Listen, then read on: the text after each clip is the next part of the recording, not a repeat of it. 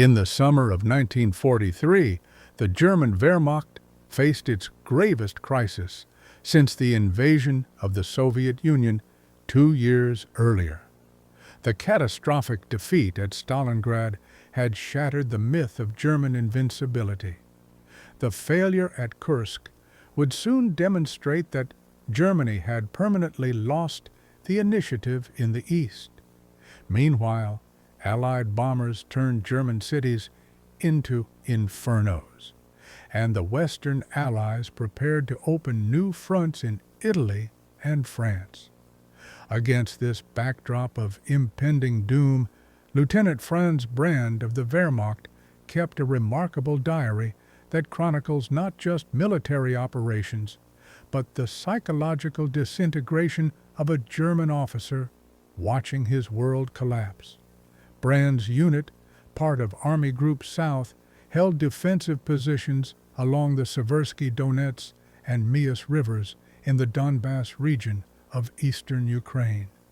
His diary, spanning from June to October 1943, provides an extraordinary window into the German military's final descent from hubris to catastrophe.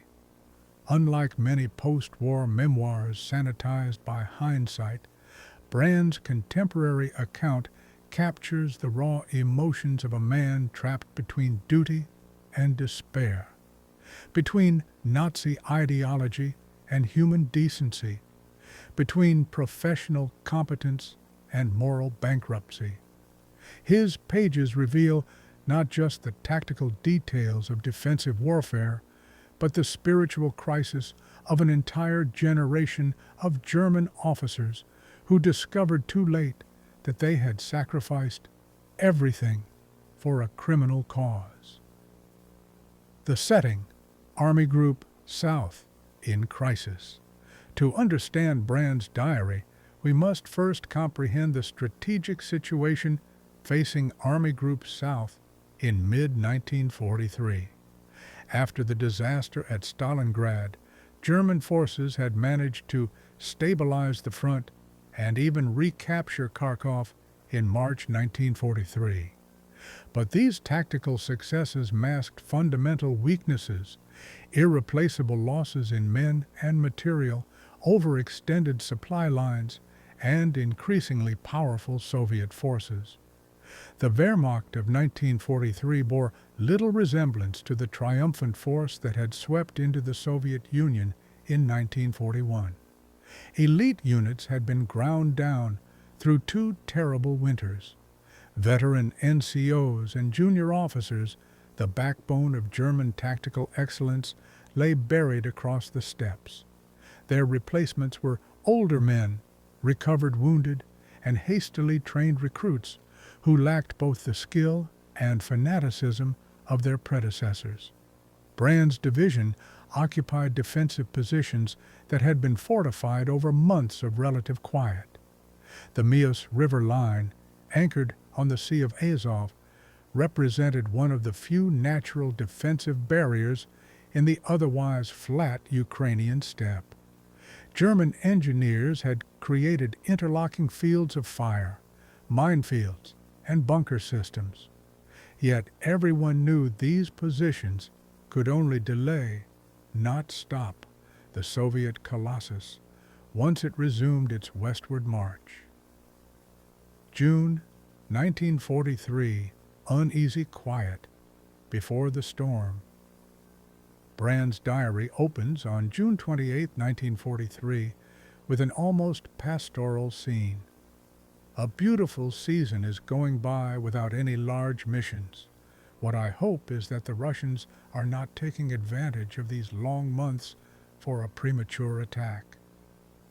This opening betrays the German officer's naivety about Soviet preparations. While Brand admired the Ukrainian summer, the gardens and fields here are in full bloom. The pumpkins, cabbage, potatoes, and sunflowers are like nothing we have ever seen in Germany. Soviet planners were methodically preparing the series of offensives that would drive German forces from Soviet soil. The diary quickly reveals deeper anxieties. Brand notes large tank movements, unsure whether they represent German offensive preparations or defensive repositioning. This uncertainty reflects the Wehrmacht's intelligence failures. German commanders no longer knew Soviet intentions or capabilities with any certainty. By July 1st, Brand's tone shifts markedly. Our winter losses will not be over for a long time to be recovered. Serious military action by our side is barely possible because everything is in deficit. Moreover, the British are ruining another German town after another. Here we see the dual pressure crushing German morale, defeats in the east and devastation at home. Brand's anger at German leadership emerges. I have no doubt that a lot of this would have been avoided if our leadership and our men had not been so foolish and arrogant. The specter of the father, generational trauma. Throughout his diary, Brand references his personal connection to an earlier catastrophe. I repeated a report about German history in the divisional school today. The SS Division Viking is again here with us. Brand's historical consciousness weighs heavily. His father had served in World War I, and Brand sees disturbing parallels. Now we are again in an unknown condition, as in the First World War, with no hope for any improvement. This generational echo, fathers and sons trapped in similar disasters, separated by just 25 years, adds poignancy to Brand's account. Where the older generation could blame defeat on revolution and betrayal, the stab in the back myth, Brand's generation faced the reality that their ideological crusade had led to catastrophe. Operation Citadel, the last gamble. On July 5, 1943, Germany launched Operation Citadel, the offensive at Kursk that would be the Wehrmacht's last major offensive on the Eastern Front. Brand notes, "Our offensive in the north of Kharkov began yesterday. This is what at least is being told by the SS men of the Viking Division who were based here again 2 days ago." Brand's unit remained in defensive positions, but the presence of elite SS units moving through their area indicated major operations. His observations about the SS reveal the growing tensions within German forces. The officers from the SS division seem surprised at the pessimism in our division. What they always forget is how much better conditions they are facing in comparison to us. This passage illuminates the two-tier system within German forces. SS units receive the best equipment, replacements, and supplies, while regular Wehrmacht divisions made do with scraps. Brand notes bitterly, each of their sergeants would be a field marshal here, and they drink and enjoy themselves while our soldiers are often very hungry. Yet Brand also reveals his own ideological confusion. Would I be 5 or 10 years younger, I probably would have joined the SS. They are still the life of a new young Germany with more discipline and a stronger focus on German ethical basis. This contradiction, criticizing SS privilege while admiring their ideological purity, captures the moral confusion of many Wehrmacht officers who opposed Nazi excesses while embracing Nazi goals. The Soviet counteroffensive, July 17, 1943. Kursk failed within days, and Soviet forces immediately launched massive counteroffensives. Brand's sector came under attack on July 17th. A big Russian offensive began yesterday in our division's territory. Their main attack was on the southern flank between the villages of Petrovskoye and Yeselovka. Our 457th Regiment was heavily beaten after the first attack. Brand's account of the fighting reveals both German tactical skill and fundamental weakness. The battles were violent. The state of affairs was extremely serious. My 466th Regiment was originally behind, being in the Army Reserve, and was unharmed by the first attack. The commitment of reserves on the first day indicated the attack's severity. Brand describes the chaos. Throughout the day there was terrible mess. Negotiations, calls, and orders. They have even thrown into the fight a company of recovering men who just arrived from Germany last night. They have one rifle for 3 men. This detail, soldiers sharing rifles, reveals the Wehrmacht's desperate material shortages. The mythical German military machine was reduced to throwing barely armed convalescents into battle. Personal combat, the officer's burden. As the battle intensified, Brand moved from staff duties to direct combat. Since I do not consider my post as battalion adjutant critically necessary due to our heavy officer losses, I have requested the colonel to release me. This decision reflects both the Wehrmacht's officer losses and Brand's personal code. Rather than remain in relative safety, he chose to lead from the front. His subsequent combat descriptions are visceral. I managed to rally and straighten out a few of our infantrymen and force a few gunners to return to their guns. Shrapnel from shells got me too in my arm and in the back of my body. Even so, life is pleasurable again. Now you know why you are here. This paradoxical pleasure in combat, finding meaning in violence even while recognizing its futility, appears throughout war literature. For Brand, direct action provided escape from larger questions about the war's purpose and Germany's fate. The human cost, bodies and conscience. Brand's diary doesn't shy away from describing casualties. There are very heavy losses again, no hope for rotation as all units of the division are fighting. What seriously hurt us was the unsettled situation in some areas caused, as for example recently from our left, by the weak nerves of some of the commanders. Yet, beyond the tactical concerns, human recognition intrudes. After a tough fighting, I often get a kind of hangover in my mind. I think of our huge losses, how many people from our battalion are dead, and most of them we could not even bury. This passage reveals the dehumanization of industrial warfare.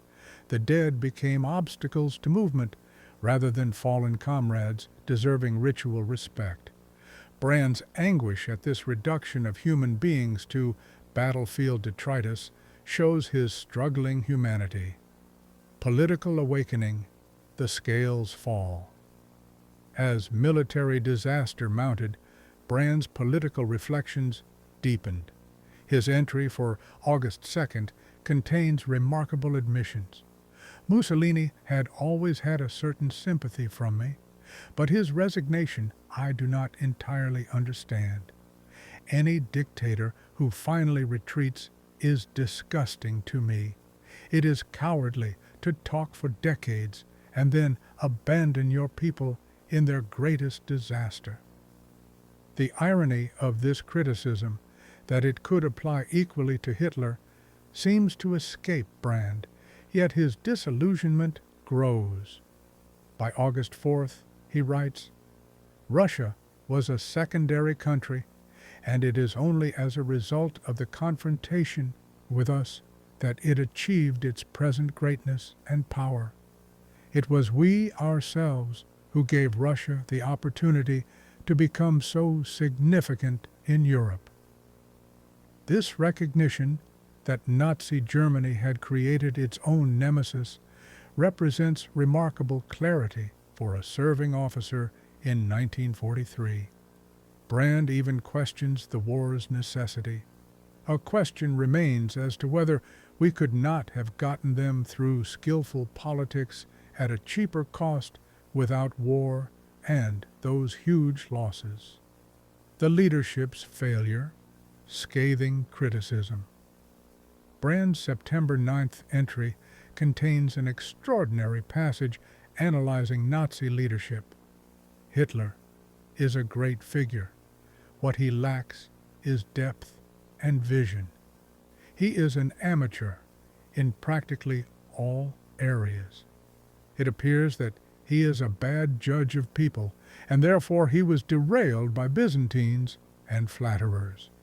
He then dissects the Nazi hierarchy with devastating precision. Goering, a man of practice and good sense, but he also steps over corpses. Himmler, nothing but his actions speak for themselves. Goebbels, very smart and very cunning, a third-rate man, a proletarian Talleyrand. Ribbentrop, empty exterior and not much content. The man has no idea of the great sets of issues. This catalogue of mediocrity from a serving officer reveals how thoroughly Nazi leadership had forfeited respect even among those fighting for the regime.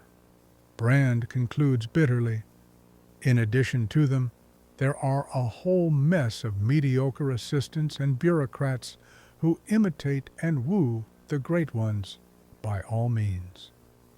The Great Retreat, September-October 1943. By September, Soviet offensives had shattered the German defensive line. Brand's diary chronicles the Wehrmacht's retreat to the Dnieper River. Since last night, we were accommodated in a small location called Alpha-Rovka. The road was at times very interesting. Columns of refugees, cattle, and horses crowded all over the roads. The retreat's human cost emerges starkly. It was a pity to see the rye, potatoes, and corn disappearing in vain. Also, cucumbers, tomatoes, onions, and thousands of pumpkins. We could provide food for Berlin for a year, using everything that is left here. This waste of resources while Germany starved adds another layer to the tragedy. Brand describes the civilian catastrophe. The misery of the civilians is very severe. The moans of women and the cries of children can be heard all around. The Germans think of Germany suffering even worse. The Dnieper Battle, last stand. The Wehrmacht attempted to hold the Dnieper River line, the last major natural barrier before the pre-war Soviet border. Brand's unit took positions near this vital waterway. The Russians have seized the fortification before the bridge on our side of the Dnieper. Since yesterday, they have been beating back our strong counterattacks. The battle for the bridgehead revealed the Wehrmacht's terminal weakness. The infantry is badly damaged by heavy losses. Not much is left of the 1st Battalion. The Russians shoot like mad. There is a growing mass of dead and wounded. Brand himself led a counterattack. So I write the last few words and go to the positions. Not many of them I will find there. The battalion has melted away. The disintegration of morale. By October, Brand commanded remnants of multiple units.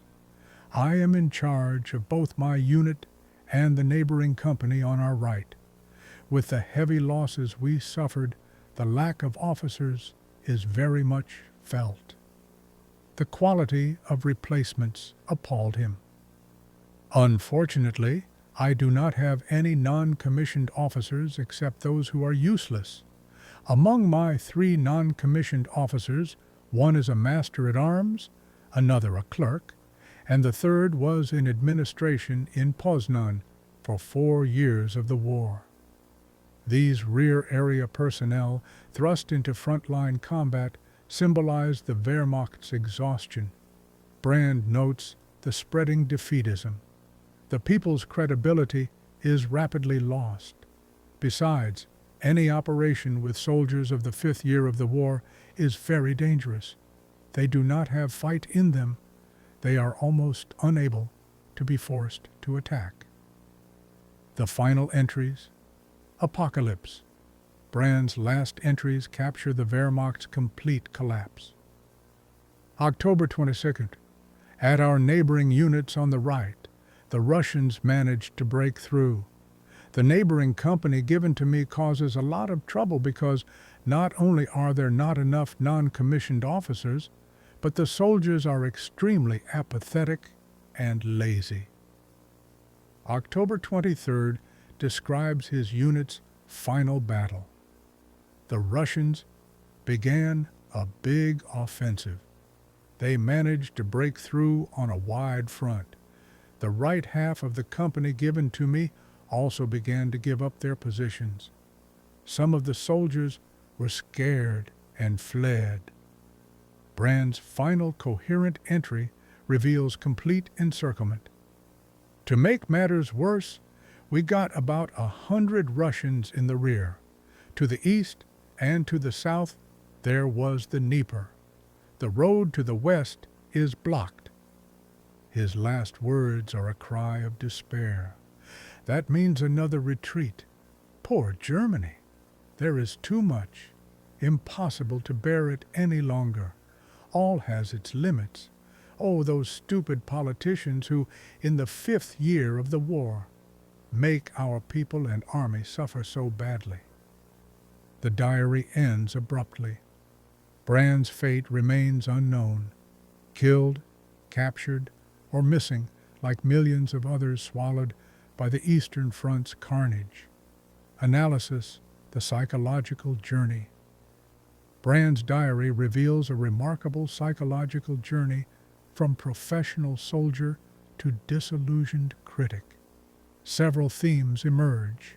Loss of faith. Brand begins with residual faith in German victory, even after Stalingrad. By September, he writes, "No book perhaps is so quickly out of date and with such force witnesses against its author as Hitler's speeches.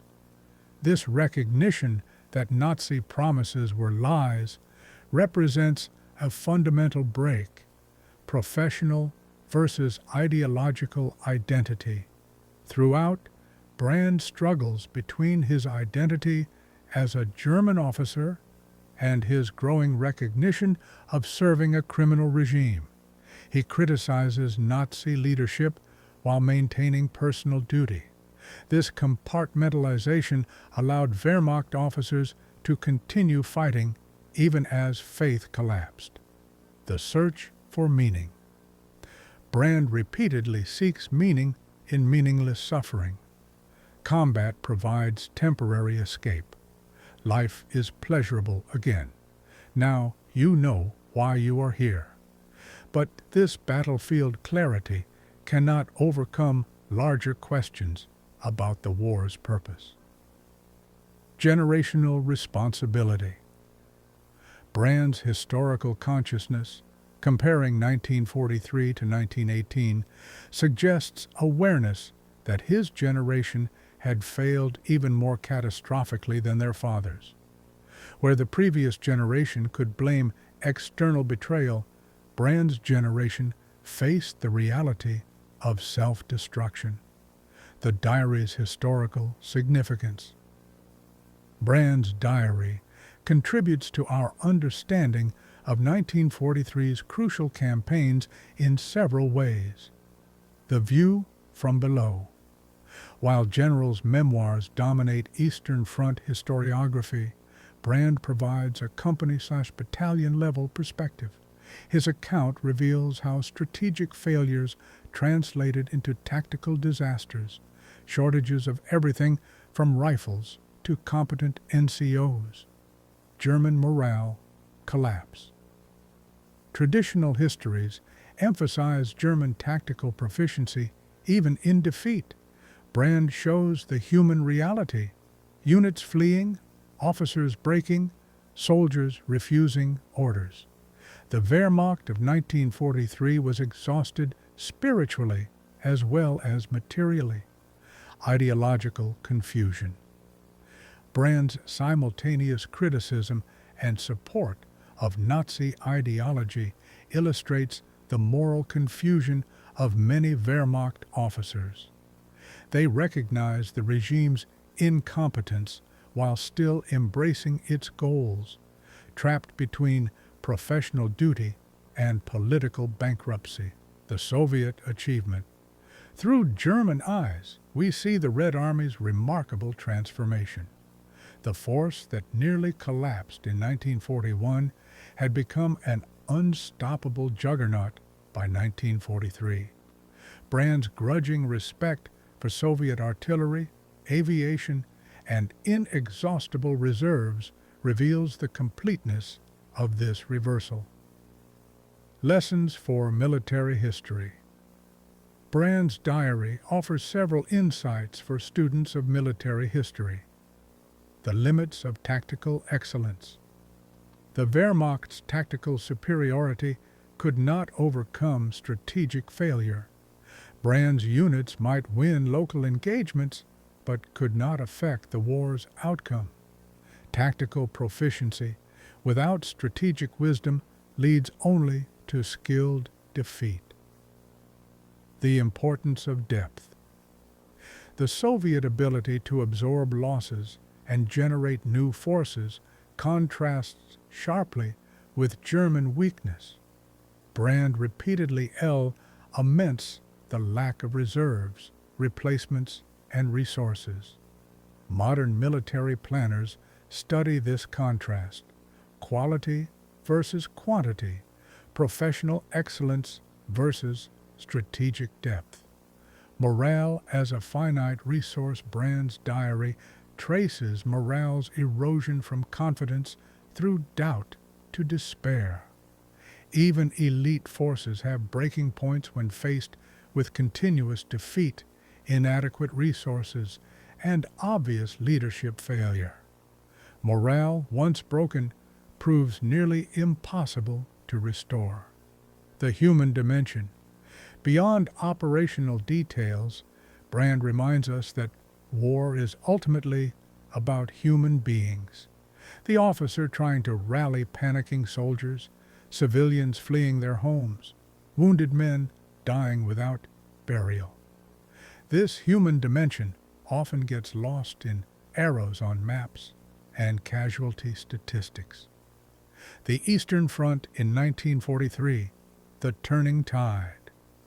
Brand's personal account illuminates the larger strategic picture of 1943, the year the Wehrmacht irreversibly lost the initiative in the East. Post-Stalingrad stabilization. After the Stalingrad disaster, Field Marshal von Manstein had managed a brilliant mobile defense, recapturing Kharkov and stabilizing the front. This gave German leadership false hope that tactical skill could still overcome strategic disadvantage. Brand's early entries reflect this delusion, noting defensive preparations while hoping the Soviets wouldn't attack. The Kursk Gamble Operation Citadel represented Germany's last attempt to regain the initiative through offensive action. The plan, pinching off the Kursk salient, was obvious to both sides.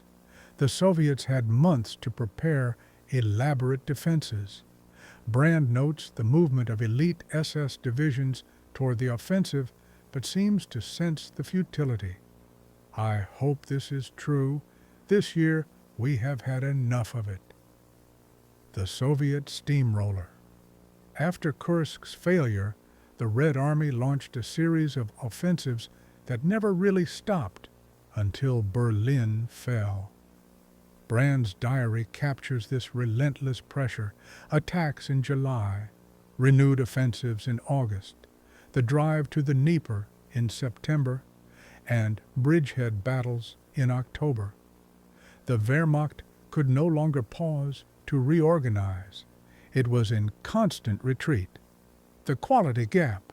By 1943, the Red Army had closed the quality gap with German forces. Brand notes superior Soviet artillery, effective air support, and improved infantry tactics. Combined with quantitative superiority, this qualitative improvement made Soviet victory inevitable. The home front connection. Brand's diary reveals how the home front's deterioration affected frontline morale. The bombing campaign, references to Hamburg, Berlin, and other cities under bombardment appear throughout. Brand writes, "Hamburg is the one who suffers the most. Berlin is probably going to face the same fate, and we could do nothing to save it or help it." This helplessness, fighting in Russia while Germany burned, created profound psychological stress. Soldiers worried about families while knowing their sacrifice couldn't protect them. Cultural destruction. Brand, evidently educated and cultured, particularly mourns cultural losses. The British and Americans have destroyed more art and cultural treasures in Germany and Italy so far than all that both nations have made and will ever make in this field. This concern for civilization's artifacts while participating in a war of annihilation reveals the contradictions within educated Germans serving the Nazi regime. Material deprivation. The contrast between Ukrainian abundance and German starvation haunts Brand. He describes fields of unharvested grain, abandoned livestock, and wasted food while knowing Germany faced hunger. This waste of resources adds another dimension to his growing anger at leadership. The Wehrmacht's social dynamics. Brand's observations illuminate the German military's internal tensions. Wehrmacht versus SS. The rivalry between regular army and SS units appears repeatedly. Brand resents SS privileges while admiring their ideological commitment. This love-hate relationship reflected broader tensions within the Nazi state between traditional institutions and revolutionary forces. Officers and men. Brand takes his responsibilities seriously, moving from staff positions to combat leadership when needed. Yet he struggles with increasingly demoralized troops. They do not have fight in them. They are almost unable to be forced to attack. Veterans and replacements. The quality gap between Eastern Front veterans and new replacements shocked Brand. His NCOs include clerks and administrators with no combat experience. This dilution of quality accelerated the Wehrmacht's decline. Class tensions. Brand notes class resentment toward privileged SS units. Their very sight arouses in our tired, exhausted soldiers a feeling of true class hatred. This suggests social tensions within the supposedly unified German military. Moral complexity and war crimes. While Brand's diary doesn't directly address war crimes, several passages suggest awareness of the war's criminal nature. Treatment of civilians. Brand shows sympathy for Ukrainian refugees. A deep sense of pity for each and every soldier overwhelms me. Yes, there also seems to be pity for every Russian old woman who was forced to abandon her home.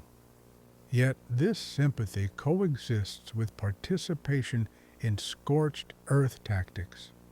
Brand helps organize civilian evacuations that he knows mean destruction and death.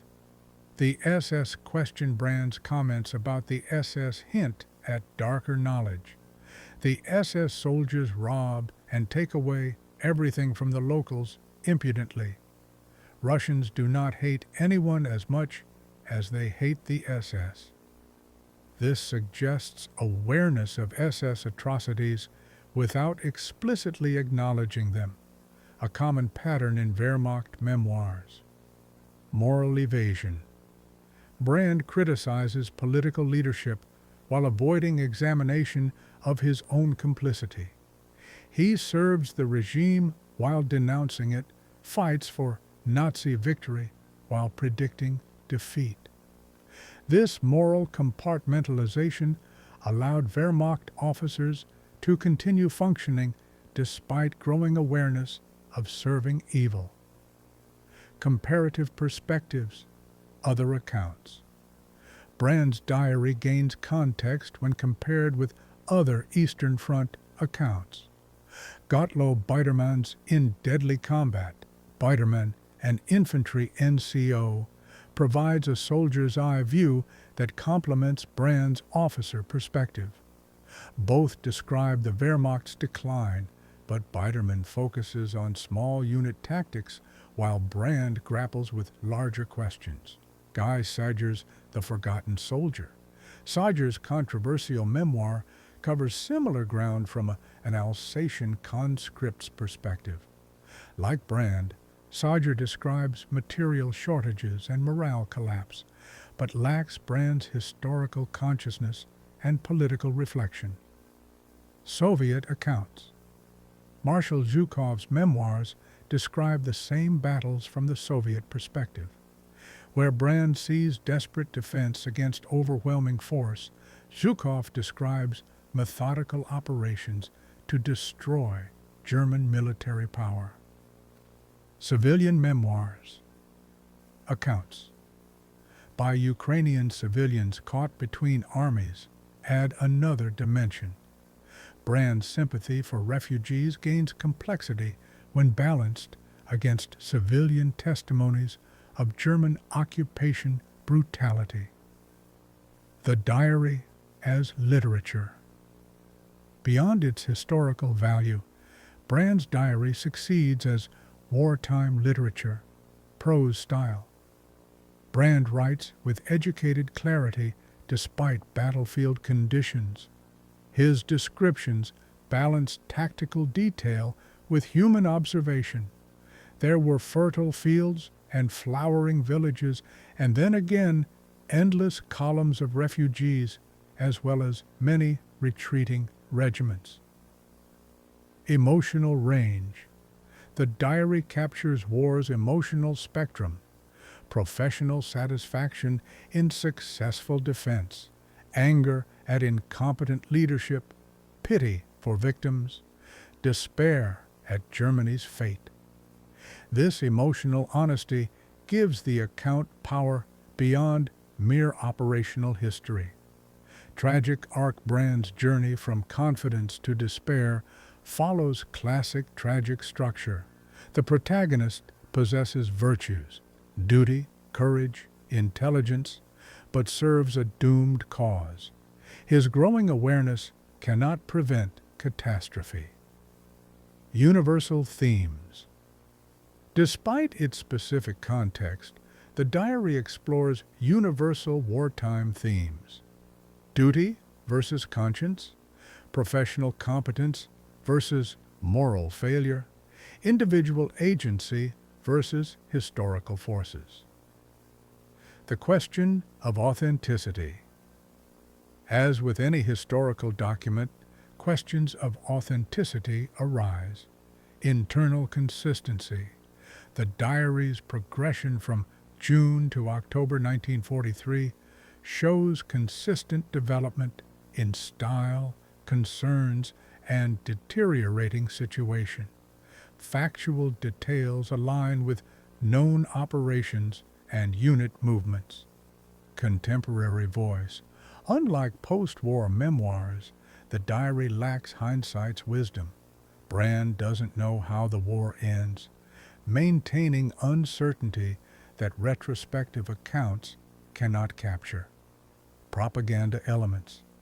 Some passages echo Nazi propaganda, particularly early references to defending European civilization. Yet the diary's increasing criticism of Nazi leadership argues against it being propaganda. Personal details. References to family, wife Elizabeth, concerns about property, and specific comrades provide authenticating detail difficult to fabricate convincingly. Legacy and relevance. Brand's diary resonates beyond its immediate historical context. Modern military leadership. Contemporary military professionals study accounts like Brand's for insights into leadership under extreme stress. How does an officer maintain unit cohesion when the cause is obviously lost? Brand's struggles remain relevant. Civil-military relations. The diary illustrates the dangers when military professionals serve political extremists.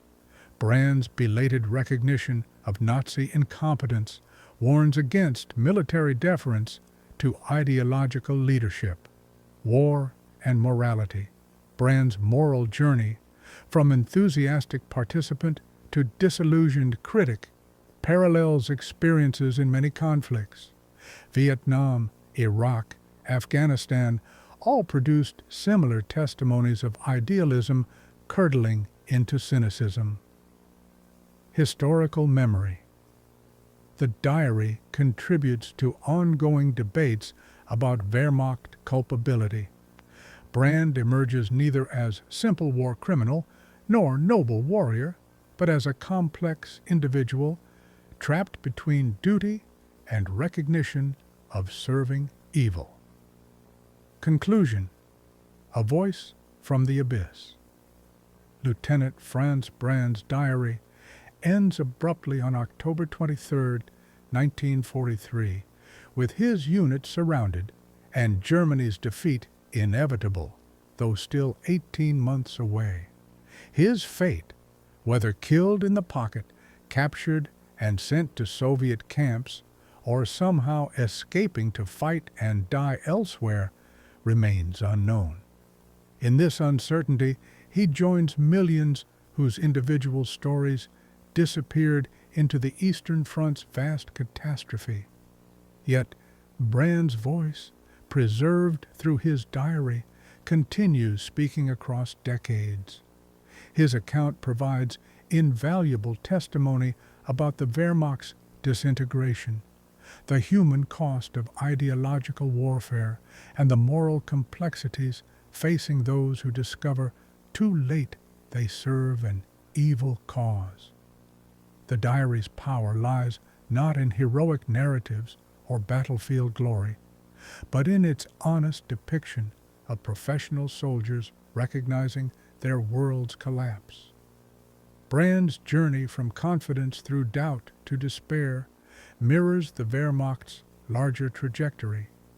His growing criticism of Nazi leadership, recognition of Soviet strength, and sympathy for war's victims reveal an intelligent observer grappling with participation in historical catastrophe. For modern readers, Brand offers warnings relevant beyond his specific context. His diary shows how professional competence can serve criminal ends, how ideological certainty blinds intelligent people to reality, how military excellence cannot overcome political bankruptcy. These lessons resonate in an era when democracies face their own tensions between professional military judgment and political leadership. Brand writes in one entry, "We are Germans and we want to live, and if it is necessary, we will die as Germans." This formulation, duty transcending judgment, enabled Wehrmacht participation in Nazi crimes while maintaining personal honor codes.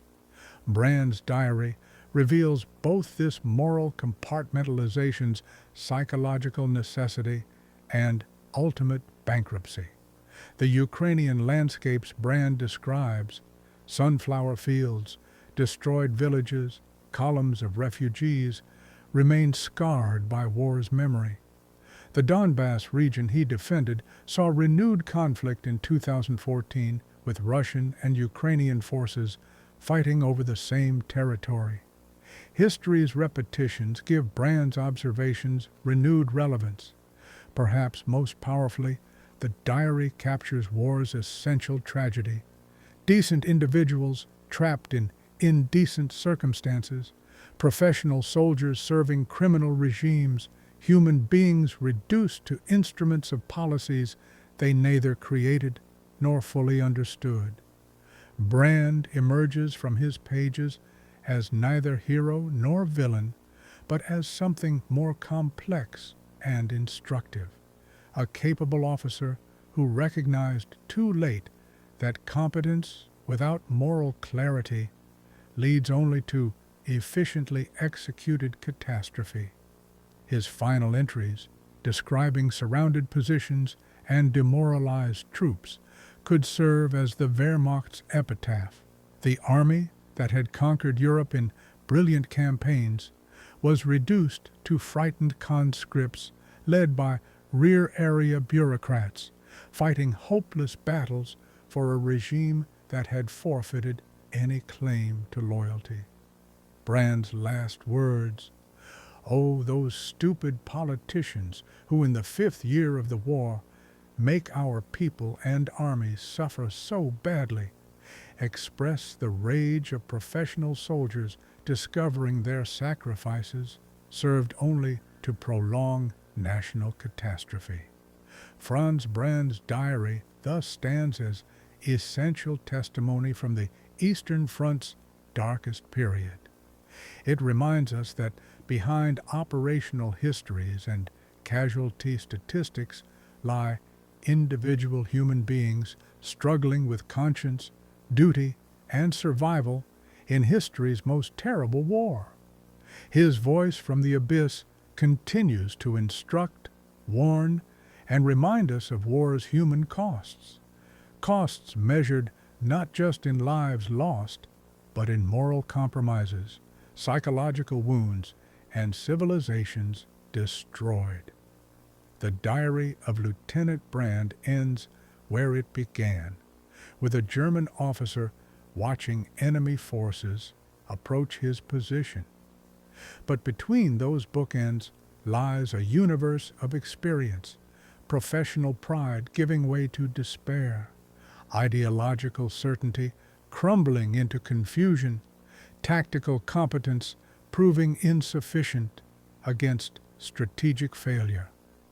In recording this journey, Brand left posterity an invaluable document, the testimony of an intelligent observer watching a criminal regime's collapse from within, unable to escape complicity, but increasingly aware of serving a doomed and evil cause.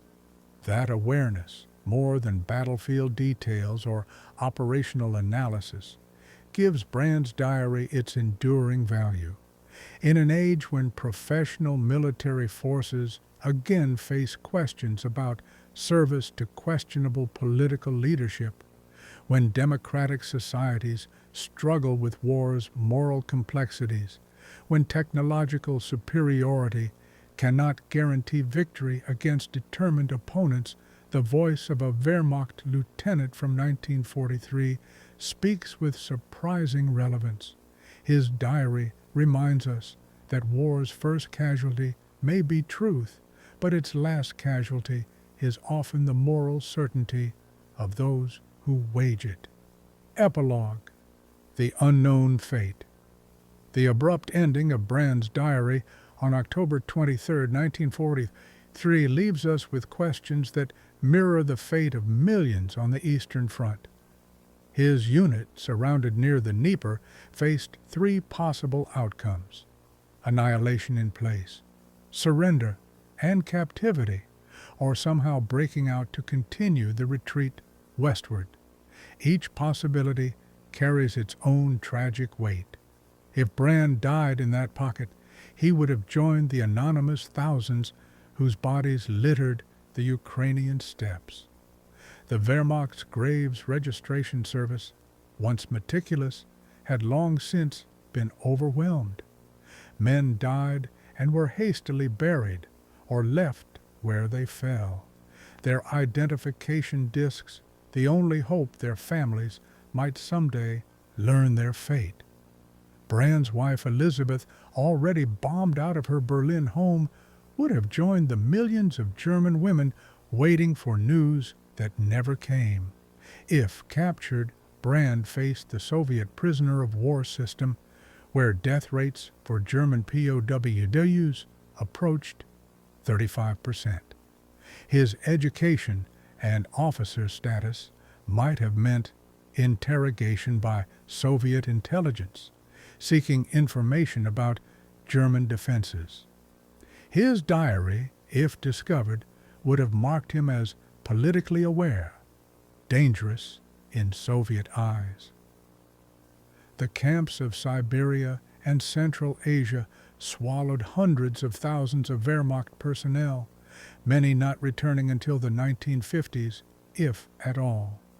If Brand somehow escaped the encirclement, his war would have continued through the bitter retreats of 1944, across Ukraine, through Romania, Hungary, Poland, and finally into the Reich itself. He would have witnessed the full apocalypse of Nazi Germany's destruction, perhaps dying in the final battles for Berlin, or surrendering to Western allies in May 1945. Historical aftermath: the war's end. The battles Brand described in 1943 were merely preludes to greater catastrophes. The Wehrmacht's retreat from the Dnieper led to the liberation of Ukraine, 1943 to 1944. Soviet forces cleared the west bank of the Dnieper through autumn 1943, liberating Kiev in November. The following spring and summer saw the destruction of Army Group Center in Operation Bagration and Army Group South Ukraine's annihilation. By autumn 1944, Soviet forces stood on the pre-war borders. The homeland's destruction. The bombing campaign Brand feared for Berlin culminated in the city's near-total destruction. Hamburg, which haunted his diary, suffered the first firestorm in July 1943. By war's end, virtually every German city lay in ruins. The cultural treasures Brand mourned were indeed destroyed, along with millions of civilian lives. The regime's collapse. The Nazi leadership Brand excoriated continued their destructive policies to the end. Hitler's scorched earth orders in 1945 attempted to destroy Germany itself rather than leave anything for the victors. The stupid politicians Brand blamed proved even more catastrophic than he imagined. The reckoning. The post-war period brought the full revelation of Nazi crimes. Wehrmacht officers like Brand could no longer maintain the fiction of honorable service, separate from regime criminality. The Nuremberg trials established that following orders was no defense for participation in a war of aggression and genocide. The diary's discovery and impact. How Brand's diary survived when he apparently did not remains a mystery common to wartime documents. Several scenarios are plausible. Perhaps Brand sent portions home to Elizabeth before the final encirclement.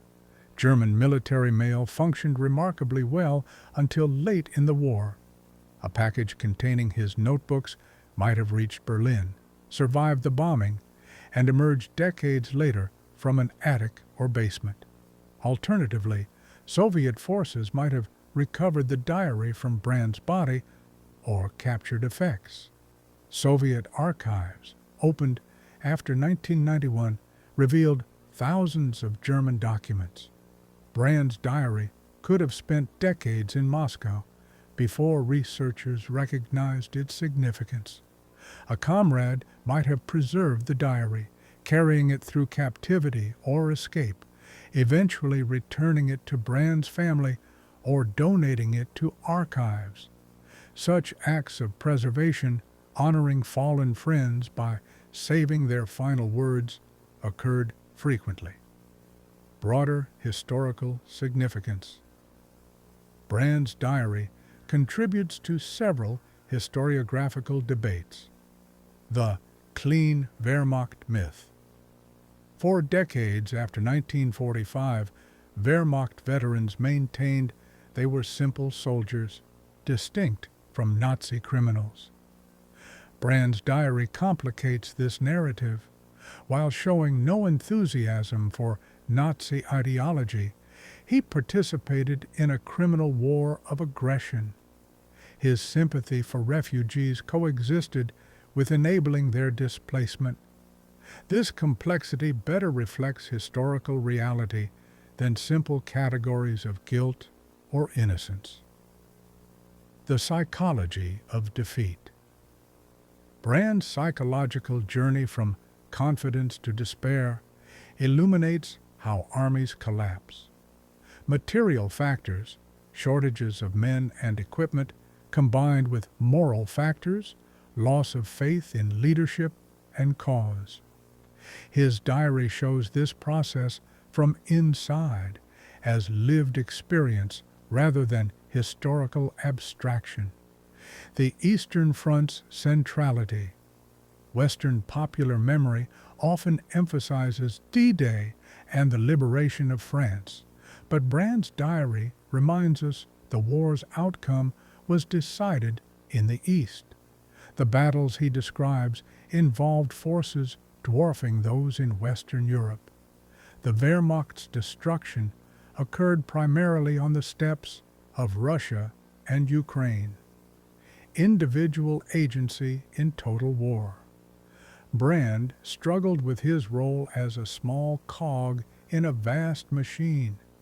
His diary reveals moments of choice, requesting frontline duty, rallying panicked troops, expressing sympathy for enemies. Even within total war's constraints, individuals made moral choices. Brand's choices, while limited, mattered to those he led and those he fought. Comparative analysis. Other lost voices. Brand's diary joins a chorus of voices from the Eastern Front's abyss. Wilhelm Proller's diary. Another Wehrmacht officer's diary covering 1941 to 1944 shows similar disillusionment. Like Brand, Proller began with Nazi enthusiasm, but ended in despair. Both diaries trace educated German psychological journey from believers to skeptics.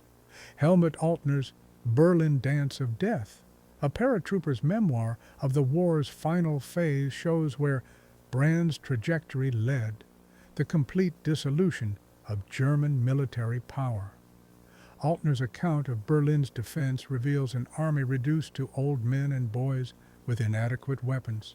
Soviet accounts memoirs like Vasily Grossman's notebooks provide the other side's perspective. Where Brand saw overwhelming Soviet material superiority, Grossman recorded the Red Army's terrible sacrifices to achieve that superiority. Both sides paid horrible prices. Civilian testimonies. Ukrainian survivor accounts add crucial perspective to Brand's observations. His pity for refugees gains different meaning when balanced against testimonies of German occupation brutality. The war's true victims were caught between both armies. Lessons for contemporary military professionals. Brand's diary offers enduring lessons. Strategic failure nullifies tactical excellence. The Wehrmacht's tactical proficiency could not overcome strategic bankruptcy. Modern military professionals study this disconnect, how excellent units can win battles while losing wars through political miscalculation. Morale depends on moral clarity. Brand's growing doubts about the war's purpose corroded his effectiveness more than material shortages. Soldiers fight best when convinced their cause is just. Once doubt enters, military effectiveness degrades rapidly. Leadership requires truth. The Nazi regime's lies about Jewish threats, Soviet weakness, inevitable victory created the disasters Brand witnessed. Military leadership requires honest assessment of capabilities and limitations, not ideological wishful thinking. Professional ethics transcend orders. Brand struggled between following orders and recognizing their immorality. Modern military ethics emphasize lawful orders and individual responsibility. Just following orders died as a defense at Nuremberg. The human cost. Final accounting. The battles Brand described were part of history's bloodiest conflict. Military casualties. The Eastern Front consumed approximately 4 million German military deaths, 10 to 11 million Soviet military deaths, millions more wounded, captured, or missing. Civilian deaths, beyond military losses, 15 to 20 million. Soviet civilians died. Millions of Jews murdered in the Holocaust. Millions of other civilians killed through starvation, disease, and violence. Psychological wounds. Survivors carried trauma for decades. Combat stress, now recognized as PTSD, moral injury from participating in atrocities. Survivor guilt for living when comrades died. Family trauma transmitted across generations. Material destruction. The war destroyed thousands of cities, towns, and villages, industrial infrastructure across Eastern Europe, agricultural systems leading to post-war famine, cultural patrimony accumulated over centuries, memory and memorialization. How should we remember voices like Brand's historical value? Despite serving a criminal regime, Brand's testimony provides invaluable historical evidence. Understanding how ordinary Germans experienced the war helps prevent such catastrophes. His diary humanizes without excusing, explains without justifying moral complexity. Brand defies simple categorization as hero or villain. His story reminds us that historical actors rarely fit neat moral categories. Most people in extreme situations display both admirable and deplorable qualities. Warning for the future. Brand's journey from ideological certainty to disillusioned recognition warns against political extremism and military adventurism. His diary shows how educated, capable people can serve evil through incremental compromises. Human tragedy. Ultimately, Brand's story is one of human tragedy.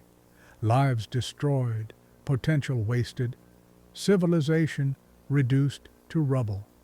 His diary preserves one small piece of an enormous catastrophe, reminding us of war's true costs. Contemporary resonances. Brand's diary speaks to contemporary concerns, professional military ethics. Modern militaries study cases like Brand's to reinforce ethical training. How do professional officers resist illegal orders? When does military duty conflict with moral obligation? These questions remain vital for democratic militaries. War and truth. Brand's growing recognition of Nazi lies parallels contemporary concerns about disinformation and propaganda. His diary shows how official lies eventually collapse when confronted with battlefield reality. The limits of military power. Despite tactical excellence, the Wehrmacht failed strategically. Modern powers learning this lesson emphasize political solutions over military force. Brand's diary illustrates military power's limitations when divorced from achievable political goals. Individual responsibility. In an era of drone warfare and distant killing, Brand's moral struggles remain relevant. Technology changes war's methods, but not its moral dimensions. Individual responsibility persists despite bureaucratic or technological distancing. Final reflections. The voice that remains. Lieutenant Franz Brand vanished into the chaos of October 1943, but his voice endures through the diary he left behind.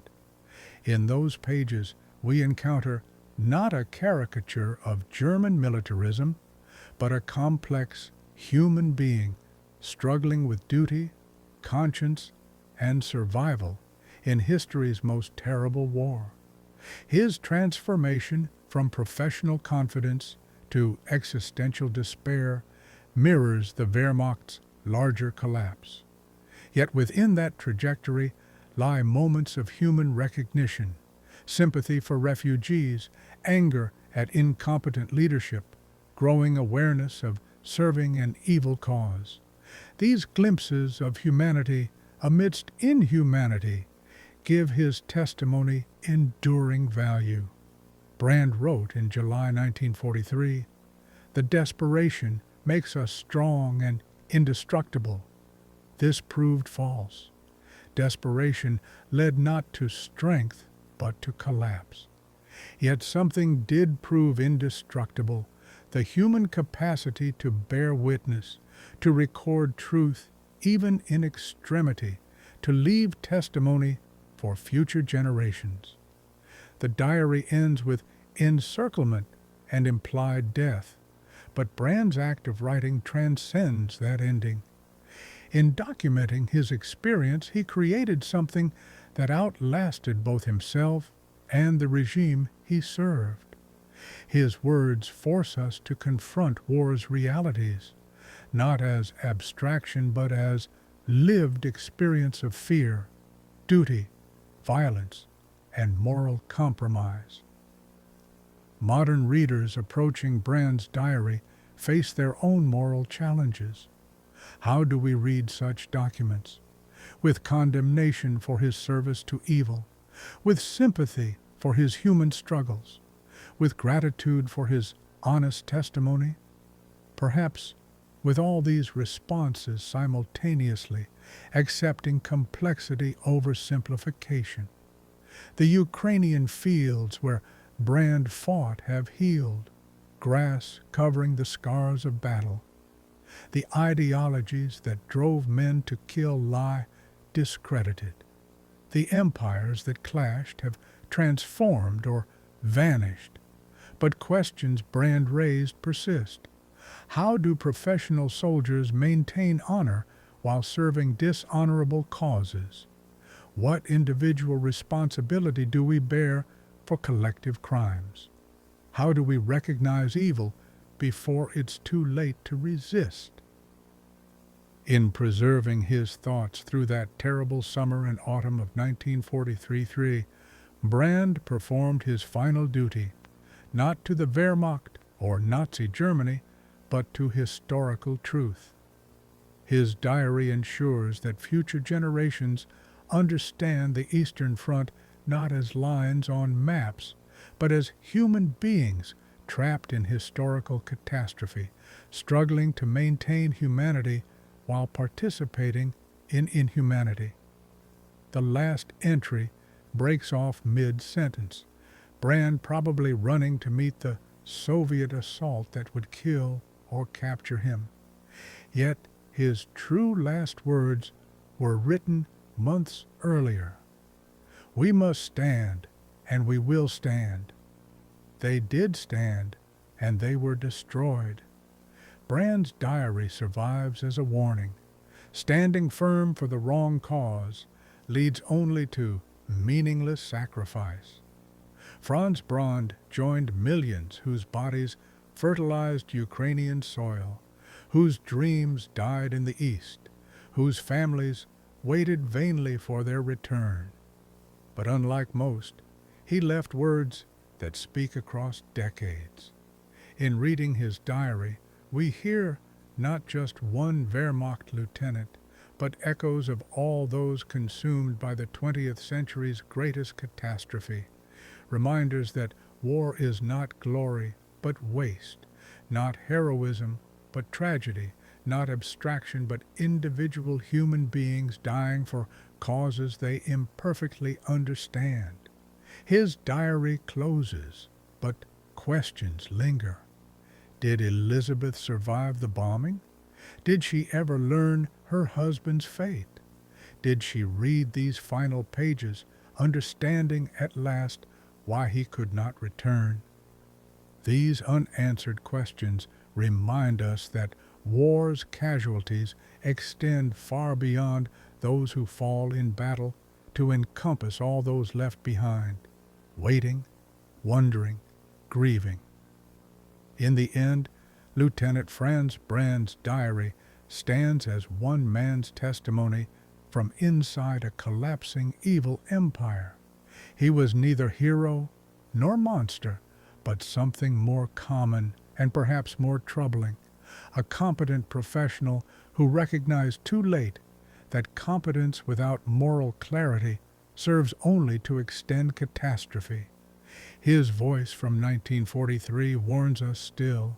Beware those who promise glory through war, who peddle hatred as patriotism, who demand sacrifice without explaining purpose.